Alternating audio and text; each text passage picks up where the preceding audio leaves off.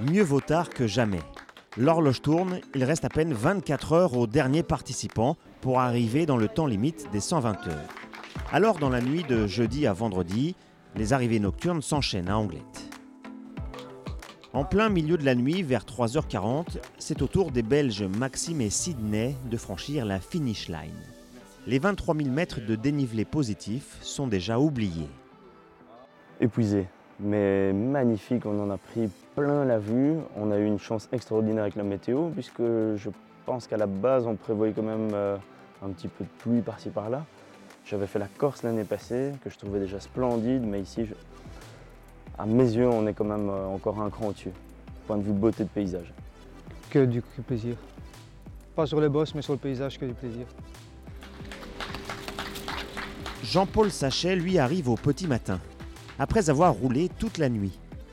Une erreur de parcours la veille lui a fait perdre 2 heures. Le temps est devenu compté. Jean-Paul aime prendre des risques. À 8h20, le voilà arrivé, pile 2 heures avant son train pour rentrer. Elle était bonne. Je ne sais pas comment j'ai fait pour arriver ici. Je ne sais pas du tout. Comme on dit souvent, c'est pas possible. On réalise après. Une fois de plus, ici, c'est vrai et c'est encore plus vrai pour moi. Un backing comme ça, pour moi, 23 000 mètres de dénivelé, avec ce que je viens de vivre, ce que j'ai vu, c'est mon plus beau backing man. Ouais.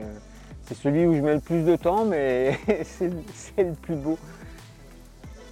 Philippe Rodriguez, que nous avons suivi les jours précédents, est enfin délivré lui aussi. Après cette première expérience du Biking Man, le voilà agréablement surpris par sa performance. Je crois que je n'ai pas encore réalisé ce que je viens d'accomplir parce que vu tous les murs qu'on a dû affronter, surtout les 2 derniers jours là, au Pays Basque, je suis un peu impressionné par moi-même en fait. Je n'arrive pas trop à croire ce que je viens de faire. Pour le premier Biking Man, c'est ça qui est un peu paradoxal en fait. C'est justement avoir traversé toutes ces peines qui fait qu'après qu'on est content d'avoir réussi à faire ce qu'on a fait, quoi. Pendant ce temps sur la route, à la mi-journée, il reste encore 16 participants en lice. L'approche de la ligne d'arrivée offre aux ultracyclistes un des derniers points de vue remarquables. À moins de 40 km de l'arrivée, les ultracyclistes du Biking Man passent par une portion bucolique le long de la Nive, le fameux pas de Roland. Alors pas, c'est un terme qui signifie un passage étroit, difficile dans une vallée ou dans une montagne. Roland, pourquoi Roland? Parce qu'il y a une légende ici. En 778, Roland, le neveu de Charlemagne, aurait poursuivi les Sarrasins ici. En réalité, c'était la milice vasconne basque. Et pour pourchasser ses ennemis, il y avait un rocher qui lui barrait la route. C'est le rocher avec le trou que vous apercevez derrière moi. Selon la légende, un coup de sabot du cheval de Roland aurait creusé ce trou pour tracer un chemin. Une autre légende raconte plutôt que c'est Roland lui-même qui a taillé ce chemin avec son épée pour poursuivre sa route avec son armée. Mythe légendaire ou affaissement naturel, le mystère demeure. Ce qui ne fait plus de mystère en tout cas, c'est que les ultracyclistes ont encore le col de l'Égaré à franchir avant ensuite de rejoindre leur écurie aux commandes de leur moderne destrier. Ce col de l'Égaré, qui emprunte une partie de l'ascension vers le mont Artsamendi, se transforme en supplice avec la chaleur et la fatigue accumulées pour tous ceux qui viennent s'y essayer. J'ai vu plus de types avec des bâtons qu'avec des vélos. Ah! Je sais pas si c'est normal ou si c'est juste nous qui sommes cinglés. En plus il fait chaud. Parce qu'il y a eu plus de cols que je n'avais de saucissons. Donc au bout d'un moment, il a fallu faire ça. Hein. Non mais là on peut troquer maintenant les saucissons contre des bières. Hein. Pour l'instant ça va. Mais pas pour taper la discute. On s'approche de la fin. Ça fait du bien. C'est un peu chaud quand même. Quelques kilomètres derrière eux, Amélie Plainevaux apparaît dans ses pentes supérieures à 10%.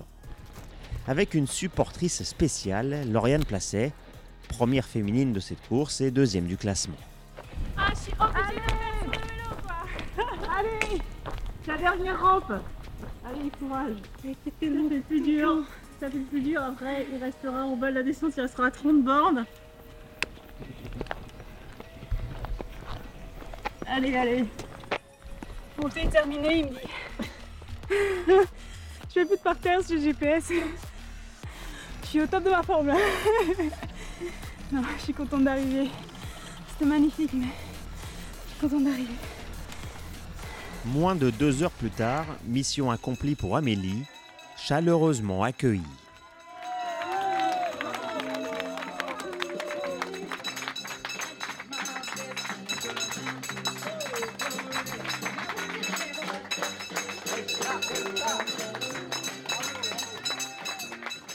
C'était incroyable, juste incroyable. C'était super dur. Des bikingmen, quand on est un minimum entraîné, je pense que c'est accessible à toute personne lambda qui fait du vélo. Mais Euskadi, c'est particulier. C'est extrêmement beau, mais c'est extrêmement difficile aussi. Et il faut être ambitieux pour se lancer sur ce genre de défi. Je pense que ça me manque déjà. C'était tellement beau, on n'a pas ça chez nous. Je suis une amoureuse de la montagne et ouais, c'était juste dingue niveau des paysages, niveau de l'effort quand même parce qu'on n'a pas l'habitude de ça. C'était très très exigeant. J'y croyais pas moi-même au départ, donc ouais, mais jamais je pensais arriver au bout.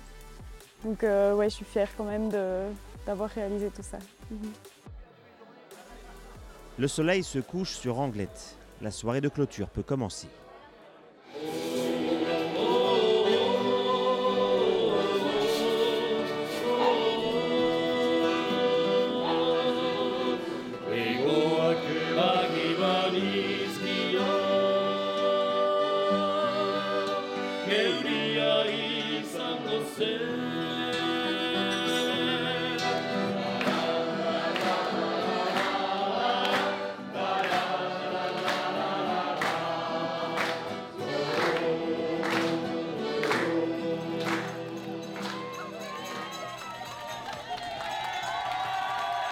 Comme souvent, les retardataires profitent d'une expérience très spéciale, alors que tous les participants et leurs proches sont réunis.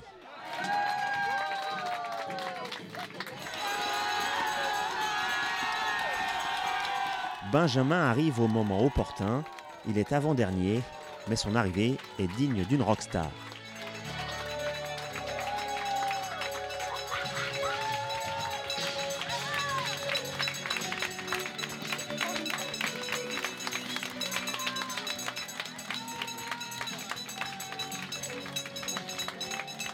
Incroyable, c'était incroyable.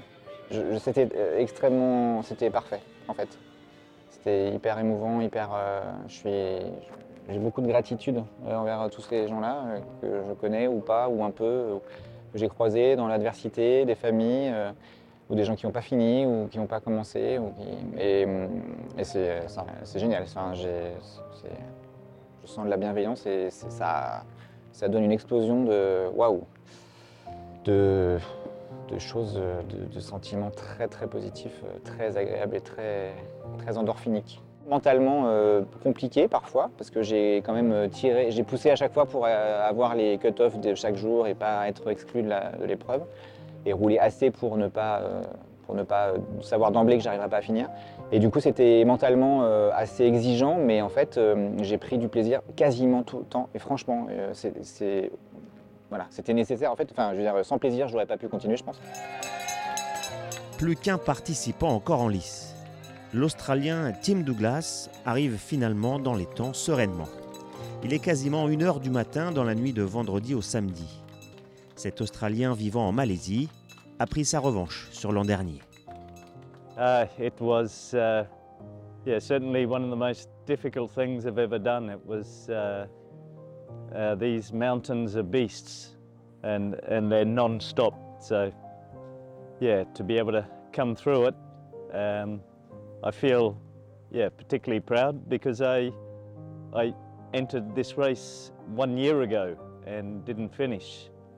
I got as far as CP2 but missed the cut-off time and was not feeling well, so it was time to abandon. So I wanted to come back and finish it, and I've achieved that. Pour Tim et les autres, l'heure est venue de savourer l'énorme défi qu'ils viennent d'achever.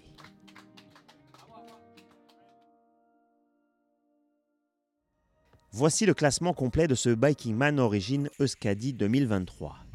On rappelle le podium.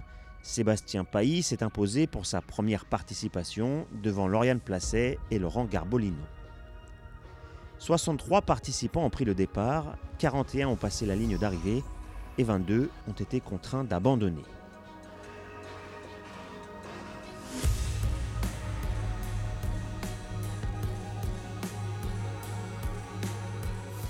Au classement général de la saison 2023, Lauriane Placet prend désormais la tête avec plus de 500 points d'avance sur Maximilien Couvreur à 2 courses de la fin de saison. 3 nouveaux ultracyclistes font leur entrée, Rémi Borion 3e, Valentin Van Overloop 4e et Amélie Plainevaux 9e. Il reste maintenant 2 derniers rendez-vous, le Bikingman Brésil le 25 septembre, puis le Bikingman X au Maroc le 30 octobre, qui déterminera le champion ou la championne Bikingman 2023.